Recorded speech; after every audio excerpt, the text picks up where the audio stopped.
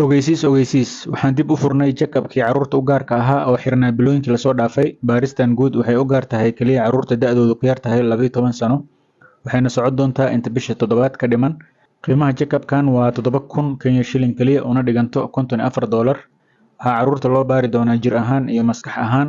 Waxaa laga qaadi doonaa dhiigga guud, kaadida iyo saxarada iyadoo la fiirinayo difaaca jirkooda, caabuqyada dhiigga galo, dhiig-yarida, nuuca dhiigga, fitamiinada sida calcium-ta iyo fitamiin D-ga, infekshanka kaadida, bakteeriyada iyo gooryaanada caloosha ku dhaca. Sidoo kale cunuga waxaa la qiimeyn doonaa nafaqo ahaan iyo korriimo ahaan iyadoo talooyin xagga cunnada ah la siin doono. Sidoo kale waxaa arki doona dhakhtarka indhaha iyo dhakhtarka ilkaha si loo baaro caafimaadka aragga iyo ilkaha.